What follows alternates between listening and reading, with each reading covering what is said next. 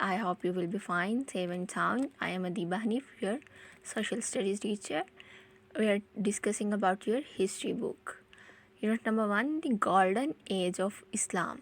हमने इस्लाम का सुनहरी दौर पढ़ना है और मतलब सुनहरी दौर से मुराद क्या होती है, वो एज, वो पीरियड जिसमें खुशहाली हो, तरक्की हो रही हो और टाइम अच्छा गुज़र रहा हो, तो क्या हो कि वो हम कहत वगैरह ना हो, तो वो क्या कहलाता है, गोल्डन एज कहलाता है. तो इस्लाम का गोल्डन एज कब स्टार्ट हुआ, ये हमने पढ़ना है.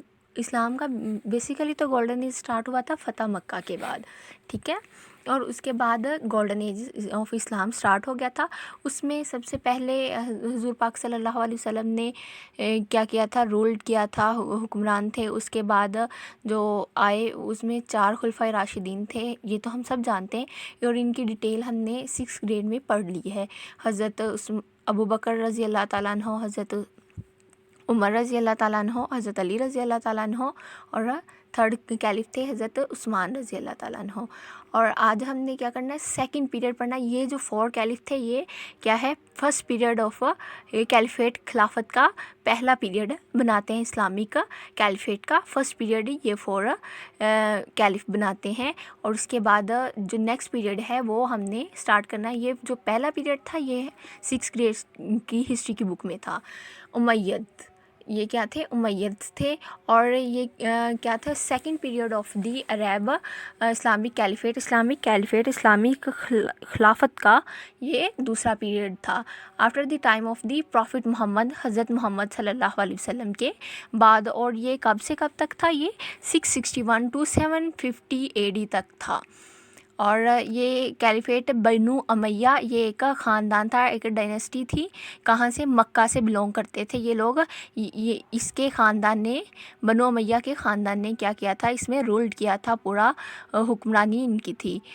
और ये मक्का से बिलोंग करते थे. The Umayyad dynasty was founded by हज़रत मुआविया रज़ी अल्लाह ताला अन्हु.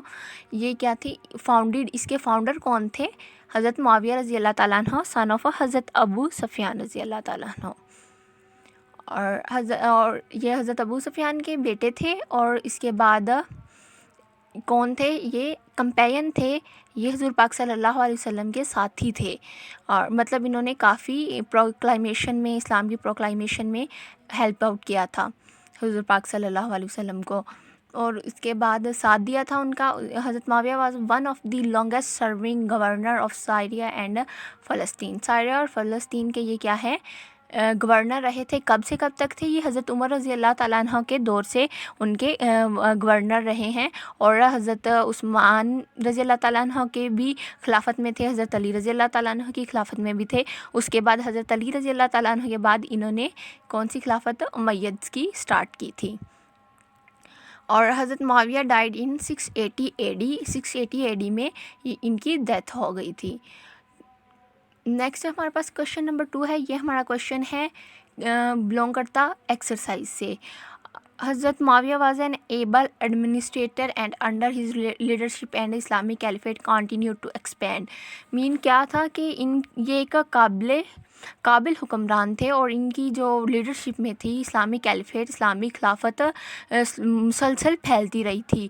During the reign of Muawiya one के रीजन में क्या हुआ था, खिलाफत had Caucasus which is the region at the border of Europe and Asia. Europe और एशिया के बॉर्डर पर ये एक रीजन है और ये सारा माउंटेन रेंज है, मतलब पहाड़ हैं. यहाँ तक फैल गया था. स्टार्ट कहाँ से हुआ था, अरब ममालिक से स्टार्ट हुआ था और इनके दौर में कहाँ तक फैल गया था, यूरोप और एशिया के बॉर्डर तक फैल गया था. और it is a situated between the black. दुनिया में जो कंट्रीज़ इंक्लूडेड थी इनमें काज़ाकिस्तान, उज़्बेकिस्तान और ताजिकिस्तान इंक्लूडेड थे. और सिंध का कुछ पार्ट इंक्लूड था. और सिंध मतलब कंप्लीट ही इंक्लूड था, जो कि अभी प्रोविंस है पाकिस्तान का. It also include part of North Africa and the Iberian peninsula. Iberian peninsula mean ये एक जजीरा था अफ्रीका से आगे की तरफ, which is also known as al Indonesia. इसे अल इंडोनेशिया कहा जाता है. Indian subcontinent is also include in Umayyad empire. Mean Indian subcontinent में इनमें कौन कौन सी कंट्रीज़ थी, पाकिस्तान की, इंडिया की और बांग्लादेश की. ये सारी कंट्रीज़ क्या थी, उमैयद एम्पायर में शामिल थी.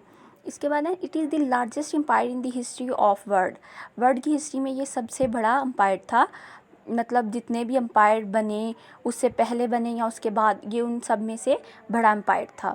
اوکے اسٹوڈنٹس آپ نے کیا کرنا ہے، جو آپ کی ایکسرسائز کا کوشچن ہے یہ آپ نے نوٹ بک پہ نوٹ کرنا ہے، اور جو باقی کوشچن ہے اسے آپ نے مارک کر لینا ہے اپنی بک پہ. اوکے اللہ حافظ.